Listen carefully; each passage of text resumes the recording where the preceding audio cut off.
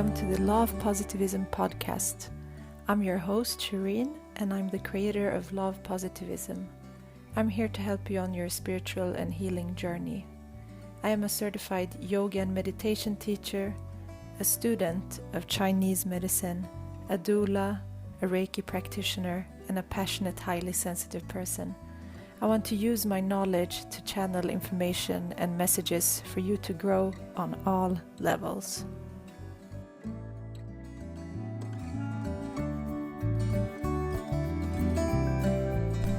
Hi, and welcome to the 16th episode of the podcast. Thank you so much for being here. I'm so happy to connect with you again. And I'm really excited about this week's guest. I have Theresa Reed, the Tarot Lady, as my guest this week. She's an amazing and inspirational woman. She's a tarot reader, astrologer, and she's Chief Executive Oracle at the Tarot Lady.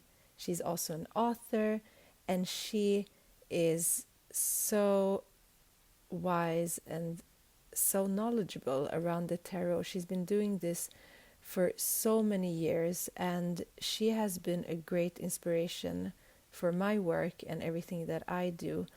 And I really am happy about sharing this episode because I know many of you are interested in the tarot and how it works, how divination works, and we get into all of this in the podcast. And we talk about the tarot, the system around it, how to pick your first tarot deck and how to work with it.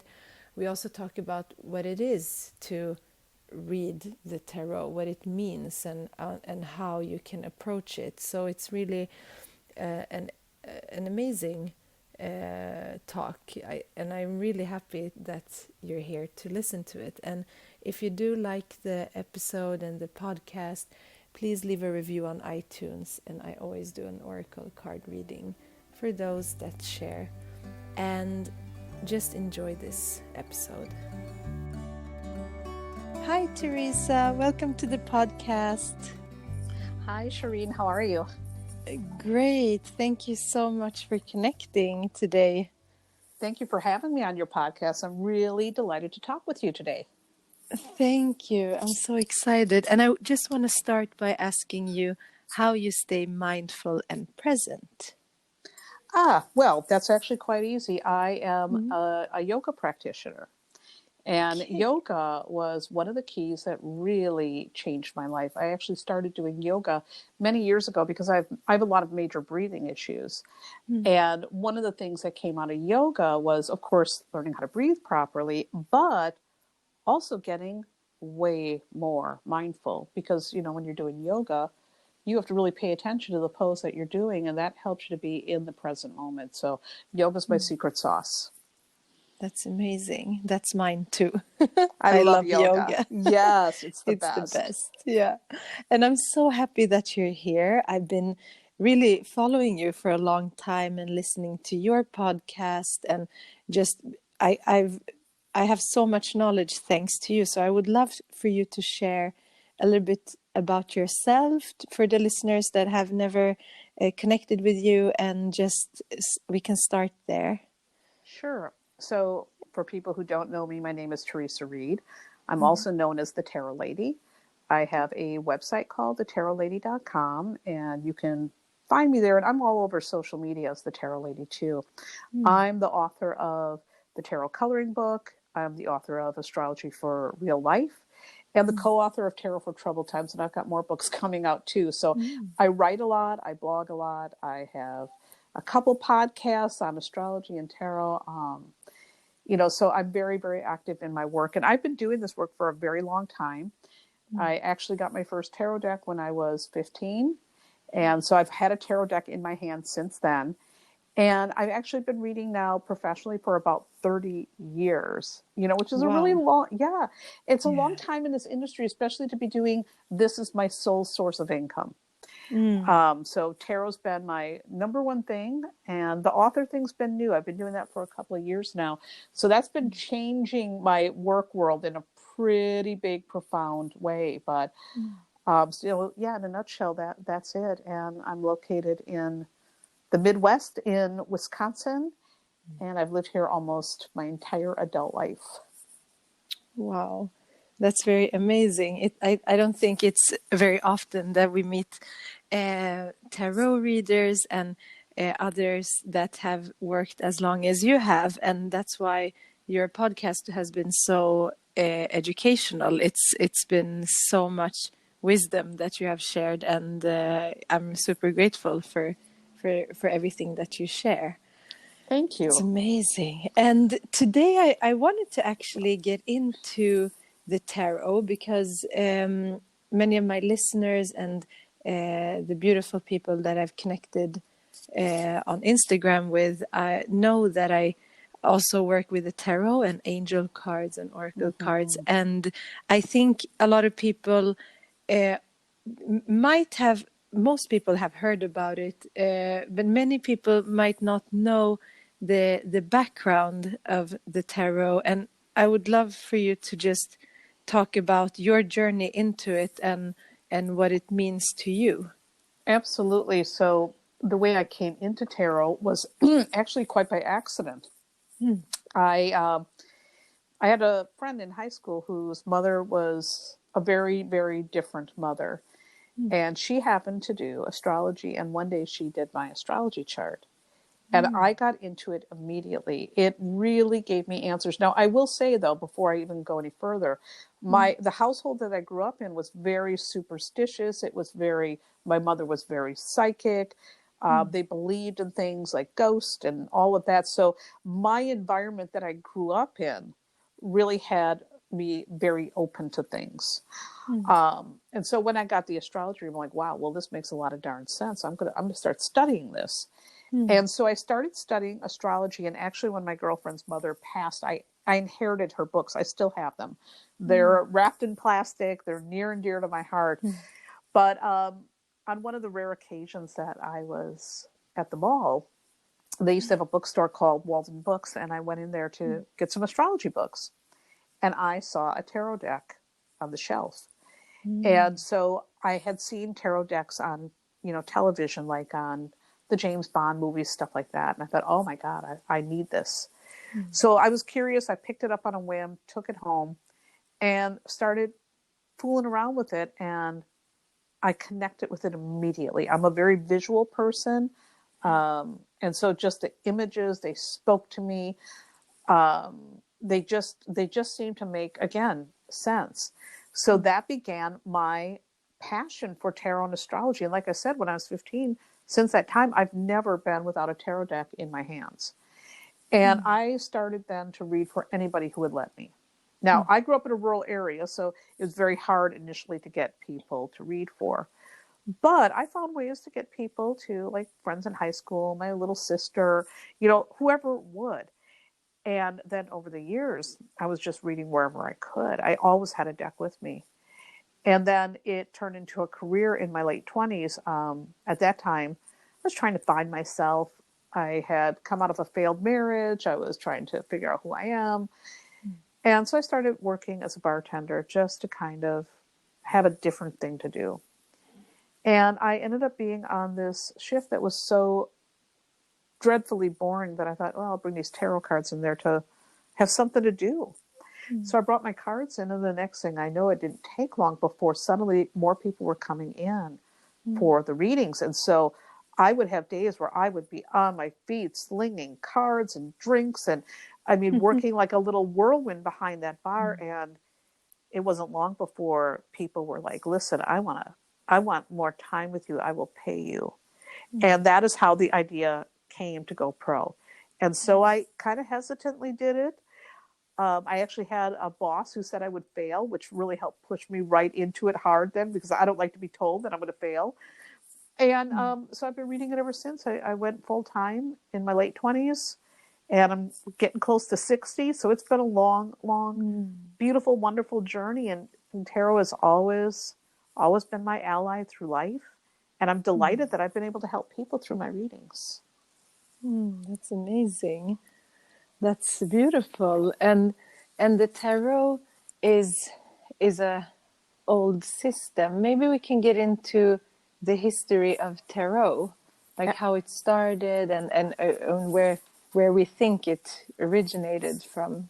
Well, what they say, because historians always have their points of view and when they trace things back, but the earliest decks are traced back to Italy.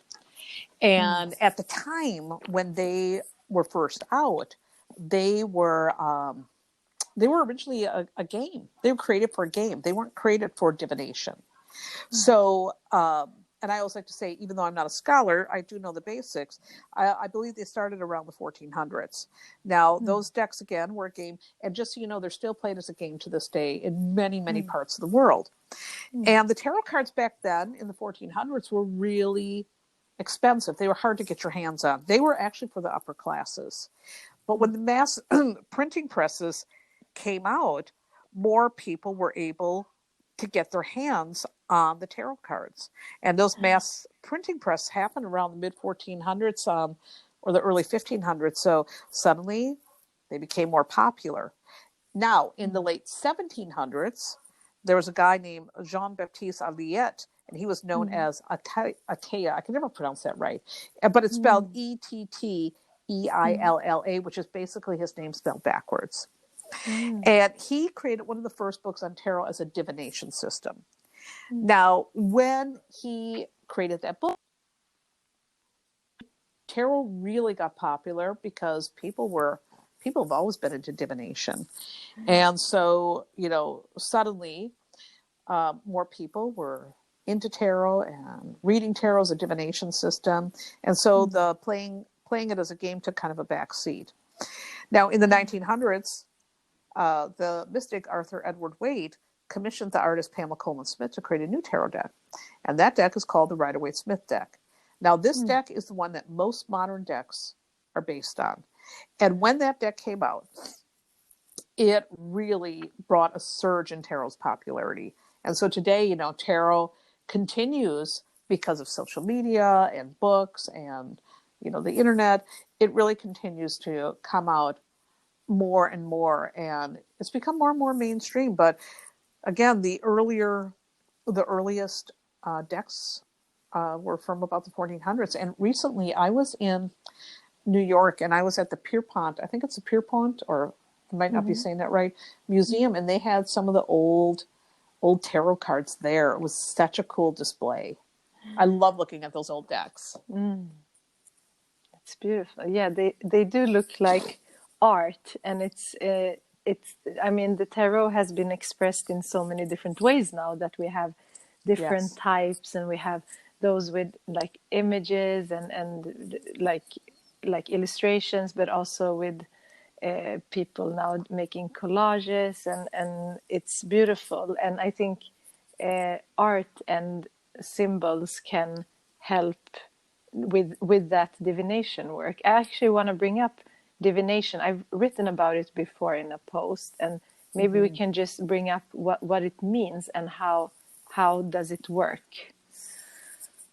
Well, divination is trying to look at, whether we're looking at the stars, the cards, or tossing bones or charms.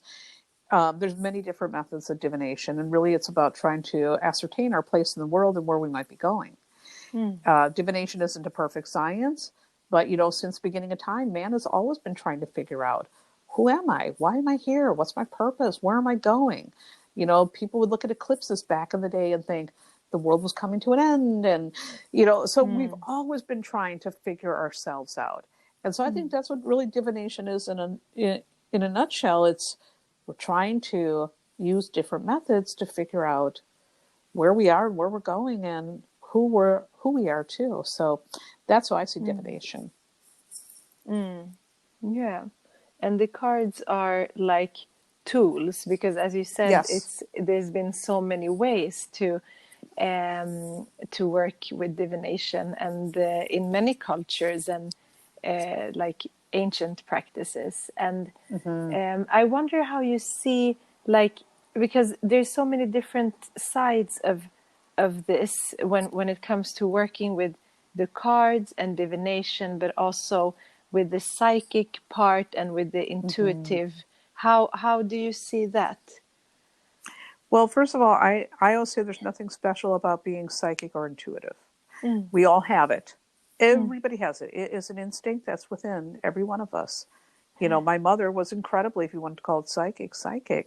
My mm, mother, there was nothing remarkable about her. She was a woman with many illnesses. She had only an eighth grade education, but she was very, very tuned in. The thing mm, with intuition, it's if we had to describe intuition, it's about the ability to know something without any facts. How do mm, we know? Well, we don't know where that comes from, but it's something again within us. And the mm, people who are intuitive or psychic or whatever you want to call it, they're people who just tend to pay more attention to it and heed it. Now, I mm, grew up again with very humble farm folks, and farm mm, folks tend to pay attention to things like their gut instinct. yeah, You know, so I mean, it's a matter of survival. So when you have to survive, oftentimes then that intuition kicks in and it works really well for you. There's a mm, book by Gavin DeBecker called The Gift of Fear, which I always recommend that everybody should read.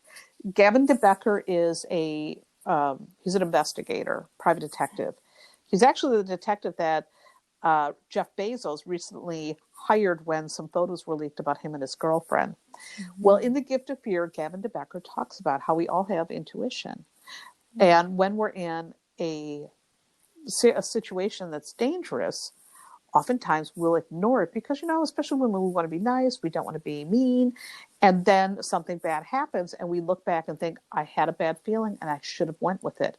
That's mm, intuition. Everybody has had that experience at some point or another where something felt off, something didn't feel right, or maybe something felt good. mm, That is intuition. And tarot or any of your divination tools, they are just methods to help access that and to help strengthen that muscle. But we all mm, have it. I like to say there's nothing special about it. mm. Yeah, and I I agree, and I think that our intuition has. I mean, we're not like the humans are not as particularly strong Mm-hmm. type of animal, so we must have survived through intuition and just the knowing that if danger is approaching or Mm-hmm. that we're moving around with the intuition and not just the thoughts and thinking because Yes. I yeah because I think one thing when we do work intuitively with different things that has to do with divination or in with our guides and everything. It's the thoughts that can become our main Mm-hmm. obstacle because we think that we can think ourselves logically into everything because we're so mind driven in a way in this Mm-hmm. society. But intuition is I mean, intuition, I see it as yin in yin and yang because Mm-hmm. it's like flowing, it's receptive, it's not forcing anything, it's just letting things flow. And I think that for many people, I think actually for me, it did start with also like you, it started with astrology because I was very Mm-hmm. interested in how accurate it was for myself when I read it and Mm-hmm. understood it. And then I think when the cards came, it became a tool to do something more with what I had. So I think, but tarot is also sometimes it can be hard to because we talked about this in another episode. We Mm-hmm. talked about oracle cards, which are very like it can be very easy to read compared to the tarot because the tarot is a system in a different way, Yes. so it requires some patience and you have to really work with it to get to know it. So maybe we can also get into that system because Mm-hmm. I'm imagining that many listeners might not have been in touch with the cards yet as well. Right. Well, you know, the thing is the cards like but one of my tagline is the cards tell a story, but you write the ending. Mm, And really, when you lay those cards out, what you're looking at is you're looking at the patterns, you're looking at the story that's unfolding. You must look at how the cards are interacting with each other. And then the other thing that you have to think about is, well, how does this apply to the context of the question? Or how does this apply to the situation or the person who's sitting there? And a skilled reader, this is why you need some experience before you go pro. You have to know that, let's say you and I have the exact same question, we have the exact same cards. It's still going to come out and be translated very differently. And a skilled reader is going to know how to do that. And that does require really, again, knowing the cards inside and out, paying attention to how they work together, how they're flowing, the story that's unfolding, paying attention also to, again, the question, the situation, as well as the person that's sitting at your tarot table. So it takes a great patience, and it takes time to really get comfortable with that. There are some people who get really down with it very easily. I mean, I was really pretty good at it quickly, but it still takes time to develop all of the subtle nuances that can only come after you've read for a variety of people with a variety of situations, in every type of circumstance imaginable. So it takes time to get it. And there are also people who have different processes. Like some people work with something that's called the elemental dignities. And elemental dignities means you're looking at certain elements in the cards and whether or not they go together or not. And that helps to determine an interpretation. For example, the wand suit is fire, whereas the cup suit is water. So it's considered they don't go together. So if you see the Queen of Cups and the King of Wands, that's going to tell you there might be relationship drama. Now, and then there's some things that go really well together, like wands go great with swords. So if you have like the Five of Swords and the Five of Wands, it can show like there's a battle, but you're courageous and you're pushing back and you're winning. So you look at how it goes together if you use that system. And that system can really help people who don't consider themselves intuitive. I'm an intuitive reader. So while the elemental dignities are floating around in the background, normally for me, it's what I feel that matters. It's what I feel that really tells the story. It's what I feel when I look at that card that drives my interpretation. Yeah. Thank you. And I'm also thinking, because sometimes we want to know a lot about our lives and what's coming up. And do you think that with the tarot we can predict things in the future? Or how do you use the tarot to help others? You can predict things up to a point. And the reason why I say that is there's always a possibility that somebody might say, you know what, I'm going to make a different decision. I've done that. There's also the point that there may be other people involved that can influence the situation. And nobody can see all. And things can be misinterpreted. So prediction is very, very touchy. A lot of readers won't even touch it. I do prediction, but I always let people know you have the power to change things if you don't like it. Years and years ago, I got a reading from a lady in a shop in New York. At the time, I was really hung up on somebody, and he was not being completely honest. And this reader did a reading for me, and she says, well, if you wait around, it's all going to work out. And I decided, you know what? I'm not waiting around. That's not who I am. So I ended the relationship. And so it ended, and that was that. And it's funny because he and I became friends, and many years later, we reconnected as friends, only friends. And he apologized for being a jerk and all that. And we've been friends ever since. So we did come back together. It all worked out in the end, but just not the way the cards saw it. And also, I made a decision that I was going to say, no, you're done. But in the end, again, it's kind of ironic. We did end up back together, just not the way you would assume. And that's the other thing with cards. Sometimes we think it means one thing, but then something happens. It's like, oh, that's what the cards meant. So they can be a little tricky. And I say, when you're looking at the future, always remember the future is malleable. The cards are like a car that's coming at you when you're driving, and they're flashing the lights, and they're letting you know there's a warning, here's what's up ahead, and you have a choice now. It shows you what your choices are. And you always, in most cases, we have a choice. There's always situations that we don't have a choice in the matter. And a good reader is going to help you to really figure out how to work with that energy.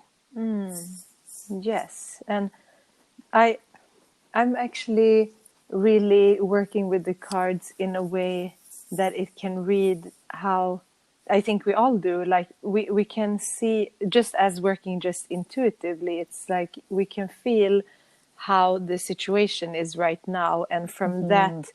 that interpret the outcome, or we can give suggestions. But it's also like everyone has their own responsibility in the end. We can't put Yes. all of our faith and hope and like we can't become too stuck and hung up if we hear something that we don't like, because Mm-hmm. just that process that it creates can create a lot of change within us as well. So Mm-hmm. we just have to have the faith that everything that we hear is for our highest purpose, and that even if it Mm-hmm. doesn't turn out exactly that way, something it gave us something. Because I think we don't get a reading by accident. We get the Right. reading for a reason as well. So I think the cards can be, if we're using it for ourselves, it can be a tool for reflection. And Yes. yeah, I think it's more of that. And because we came into this world knowing that we can't know everything, and that's the beauty of life. And even in astrology, there are, because there is different types of astrology too. There are a lot of Yep. predictive, and some systems are built so that you yeah, like it's like your faith is piled up, or how do you say, it's like laid out for you. And Mm-hmm. then some astrology is more like you can work with the energy, because we have free will and we can do the best with that energy. And I think astrology is so powerful. I mean, this eclipse that we had just last week Mm-hmm. or the week before that, the theme is so clear, and we can see it in the world, in the collective, but also within us. And I think it's powerful tools to use. And do you ever mix tarot and astrology together when you do a reading? Absolutely. Mm. What I like to do when I do a reading is I mainly focus on tarot, Mm. but I'll take a glimpse at the astrology just to see if there's a major transit going on, like a Jupiter return or a Saturn return, Mm. because I think that's really, really important to look at something like that. Mm. Or, if Pluto is sitting right on your sun, we might want to take a peek at that. Mm. So I'll look briefly. I mainly use astrology, though, for business. Mm. So I actually have a product called the AstroBiz Digest, which is a weekly horoscope for business owners, Mm. because there's nothing really much like that. Mm. And it's the main reason I love astrology. A lot of people do astrology to understand themselves. I love working with the trends to stack the odds in my favor. Mm. So my astrology that I do is just really focused on business. And sometimes people say, "Will you do my natal chart?" And I'm like, I can do it, but I'm not interested in it. I only do the stuff I'm interested in. I'm very stubborn. Mm. And I love, love, love astrology for business because it never steers me wrong. I mean, even today, I knew that I should have shut my mouth, but I ended up arguing with people on the internet. And it was Mm. like, why are you doing that? You know the moon is in Sag. Mm. You know the moon is squaring Venus and it's going to be conjunct Mars. Why the heck are you not following your own advice? So Mm. I sometimes don't even follow my own advice and end up regretting it, which I had that happen today. Mm. But it really, really does. It really can be a wonderful guide for living your best life or running your best business. That's so cool. So that's how I use Yeah, it. I've heard actually about that in the US, that some businesses actually use that, like when to start a business, like you start on the Yes. best possible day. And yeah, I mean, astrology, I believe in it so much that I have actually planned important things around it, because I feel the energy a lot. I'm a Cancer, and I feel also the moon's shifts a lot within me. So Yeah. it's really like shift. So I think that it can be it can be a great tool to yeah, for important things, like big things in life, but also small things that, okay, on this Mm-hmm. I should rest or I should withdraw because Yes. it's the energies around me are telling me that. So I think it's a good tool to use as well. Yeah, And it yeah. works. I mean, I'm very driven by the moon too. I've got a Mm, moon in Scorpio and I've got Venus in Cancer. mm, I've got a grand trine in water wow. because I also have Saturn in Pisces. So I feel things very strongly, Mm, and I've always been very tuned into that moon. mm, Always, always, always. And I know when I work with the energy of the moon, mm, everything flows better. Now, if I would have listened to my own advice this morning, I would have saved myself aggravation. mm, But once in a while, I still like to tempt fate. yeah. And, it's always funny. I always go back and say, you know better, Mm, Theresa. You know better. Why did you do that? mm, Why can't you follow your own wisdom sometimes? mm. And it's hard. I mean, we all do that. We're not. No one is perfect, Absolutely. so we can definitely say that we are not always practicing what we write about, and it's a part of being human. So we learn from that, Yes. and it's affirming to us that what we do talk about and try to teach does work. So it's a part of the process, I think. I totally agree 1,000% with that.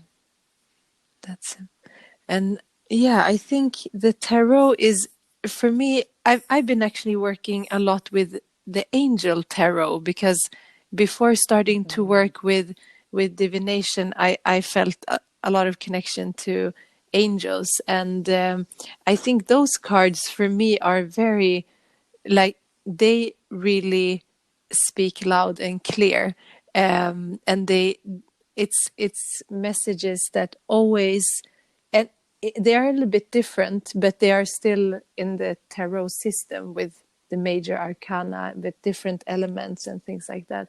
So if Mm-hmm. someone haven't started with the tarot yet but are really curious, what type of deck do you think is good to start with?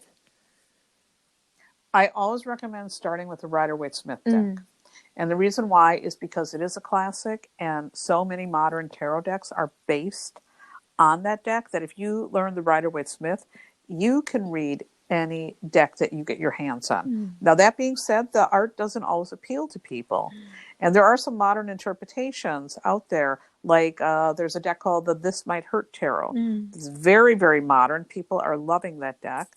So you might feel like if it doesn't appeal to you, you need to look around to find a deck that really speaks to you. Mm. But when all else fails, the Rider-Waite-Smith deck is what I recommend. It's a classic, and it always works. It never fails for me. Mm. Even when I go to other decks, I always go back to the Rider-Waite-Smith deck. Mm. Yeah, and it has a lot of symbols also, and Mm-hmm. It does. yeah, I mean it's very colorful, so it's fun to look at, and it is actually, it's very clear and very yeah, it's a good foundation.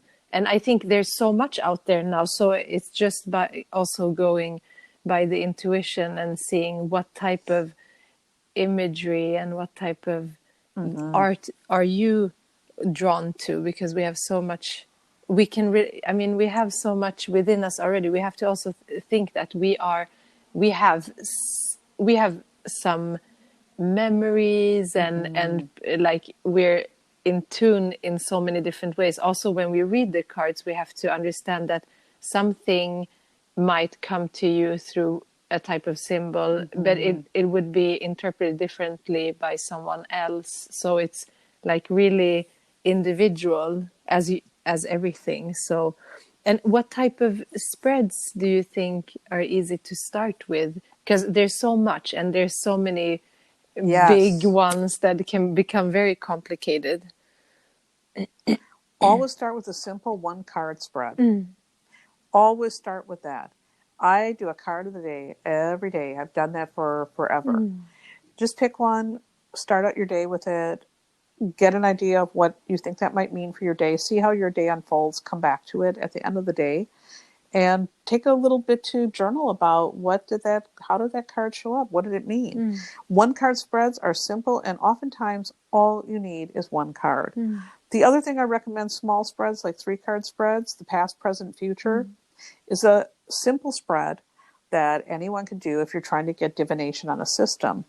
The other spread that I really love that's a simple 3-card spread is mind, body, or body, mind, spirit, because that's a way to check in with yourself. How am I doing?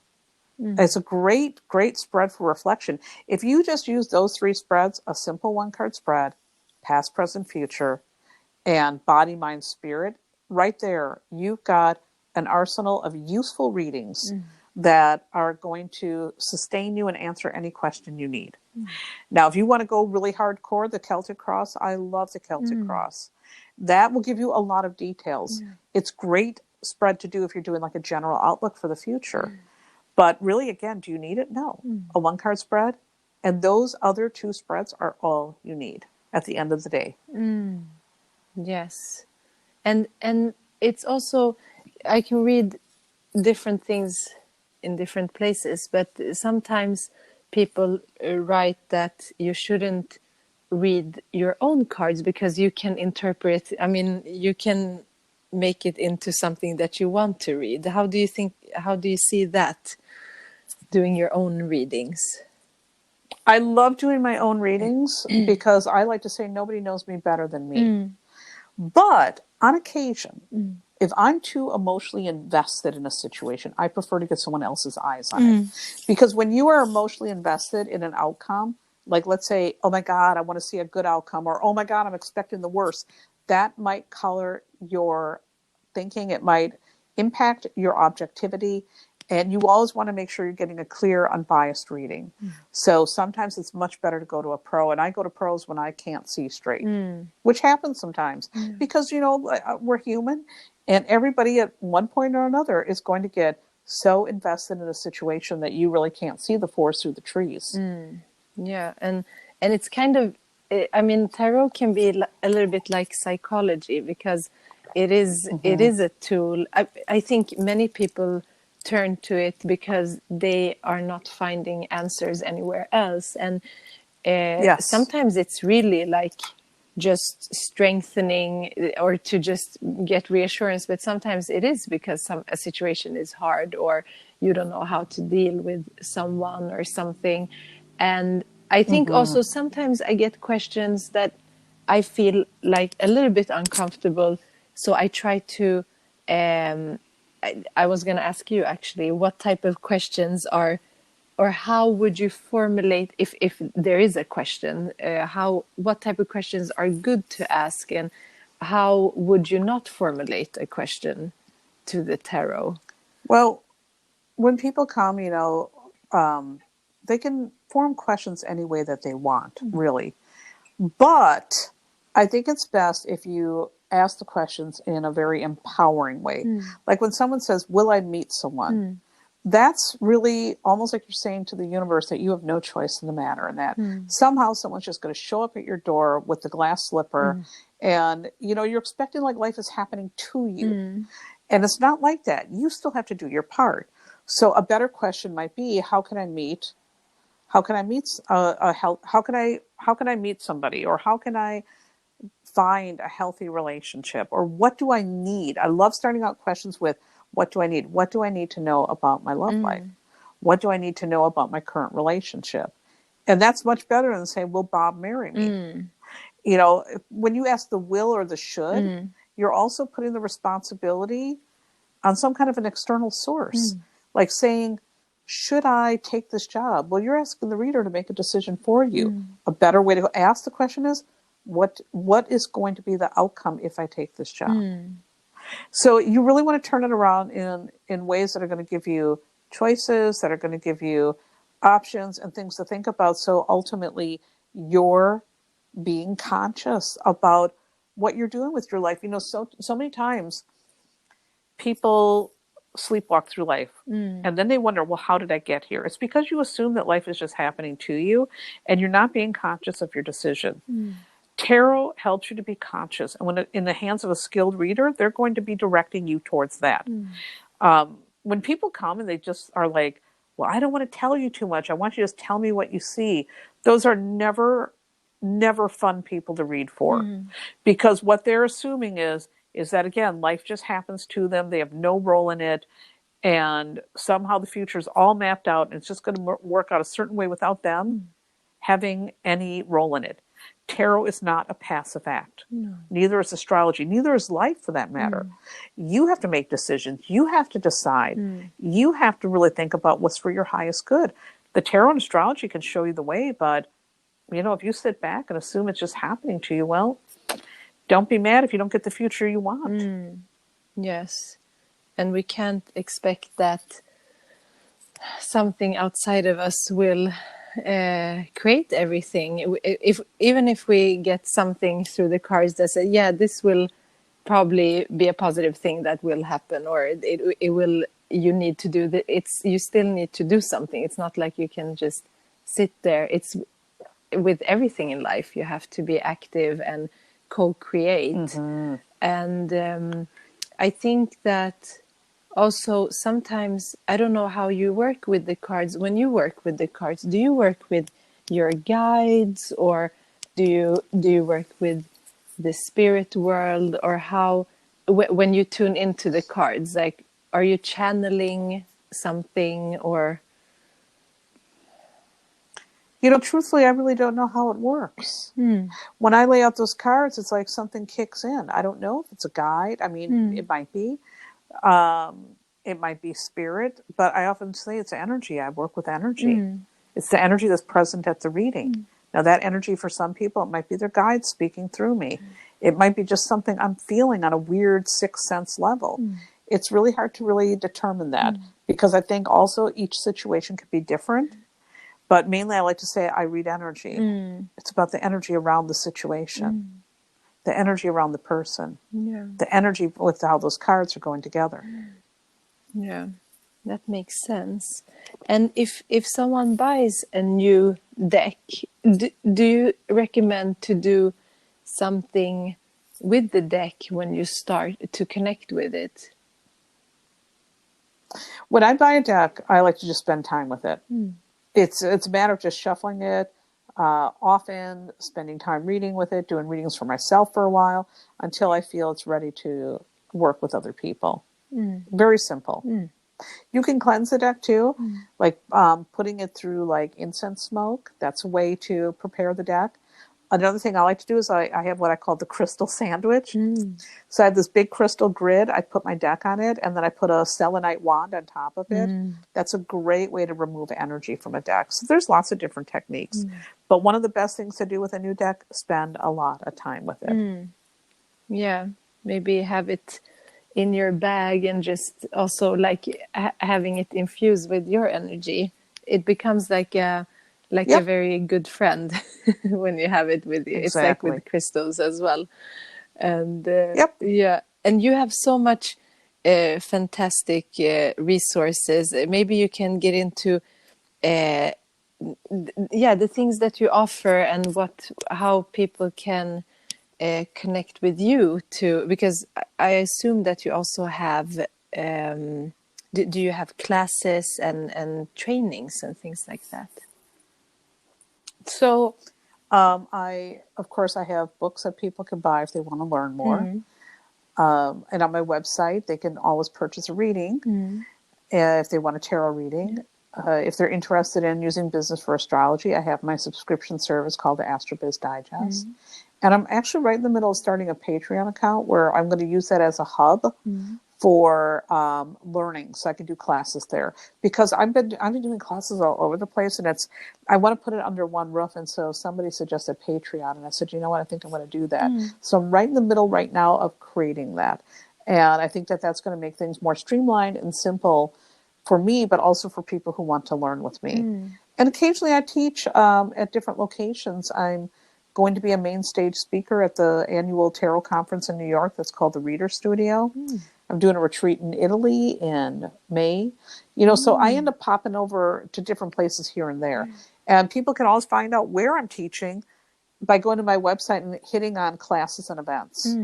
That'll show you where I'm teaching, where I'm going to be at a retreat or at an event or anything of that nature. Fantastic. And is there anything else you want to share with the listeners? I have a new book coming out around September. I can't say too much about it, but it is going to really be a book that I think a lot of people are going to love. And if you enjoyed, let's just put it this way, if you enjoyed the tarot coloring book, you're really going to like this next book. I think it's going to surprise people, and it's going to be something that really helps them. So I just want to tell people to keep an eye on what I am dropping later this year, because you're going to love it. Wow. Maybe you can come back when it's about to Yes. release and talk about it then. That's exciting. I'm so happy that you that you could join today, and I really want to thank you for everything that you do. It's had a real huge impact on my work, and yeah, through this we can help a lot of people. So thank you so much. I'm really grateful that you had me join you today. So thank you, Shireen, so much for reaching out and allowing me to be a guest. Thank you so much. And I hope to connect with you soon. And I will link everything in the show notes so people can find you. And thank you so much again. Thank you so much for listening to the episode today. I hope this gave you more insight into the tarot and what it means to do a reading, and also maybe helped you on the path of starting to read the tarot, because it's all about just working with your intuition, doing what feels good for you, and using it as a tool for yourself and others to have some guidance and some, just connecting with something deeper within you. So I hope this helped you, and if you want to get in touch with Theresa, I have all of her links in the show notes. So let's just take a deep breath in through the nose and exhale through the mouth, and namaste.